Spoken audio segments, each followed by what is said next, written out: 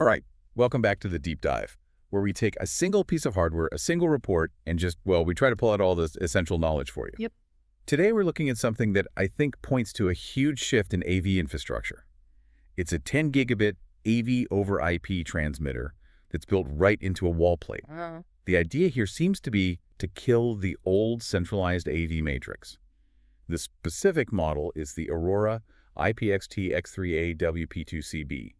It's the third-gen model. And that context is so important. I mean, if you're managing any kind of high-end or high-security installation, this little box is basically the future. How so? Well, it's about getting rid of all that specialized, expensive wiring and just replacing it with off-the-shelf 10G Ethernet.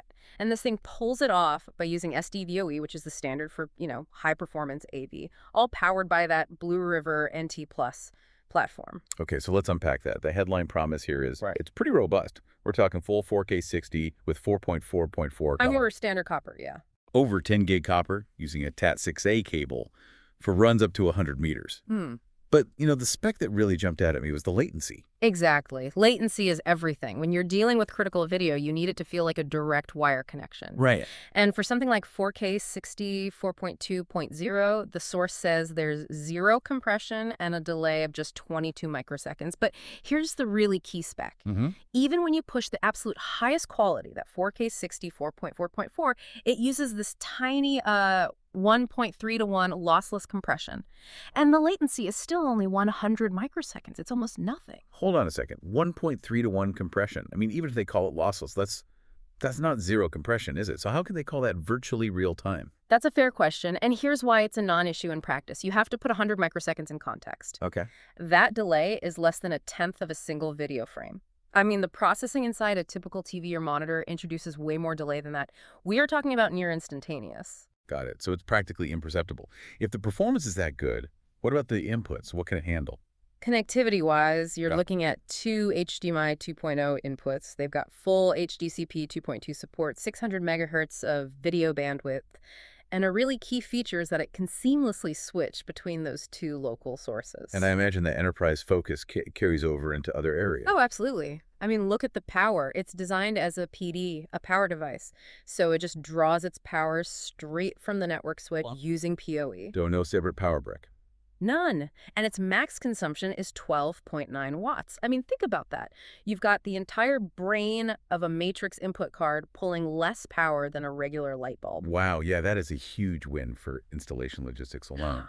And what about security? It's got secure content encryption, and it can scale up to handle systems with like 128 by 128 encrypted sources. So yeah, it's built for serious scale. And there's some modularity here too, right? Okay. I saw something about an option slot. Right, and that's the future-proofing part. It has a dedicated slot. So let's say you need KVM for remote control. You just slide in their extreme USB module.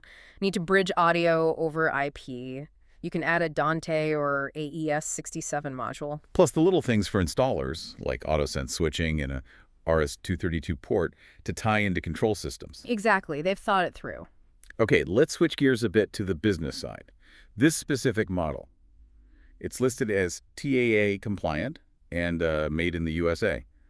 For our listeners who are professionals, why does that TAA compliance really matter? It's all about who's buying it. For government contracts, military, some schools, TAA compliance is often a legal requirement. It basically guarantees the supply chain and gives them a streamlined way to buy American-made tech. So it's a procurement thing. It's a huge procurement thing. It means that listed price, which today is around $4,498, it's not just an expenditure. For those specific contracts, it's actually a cost-efficient competitive advantage because it just simplifies everything. So wrapping this all up, what's the big takeaway for you?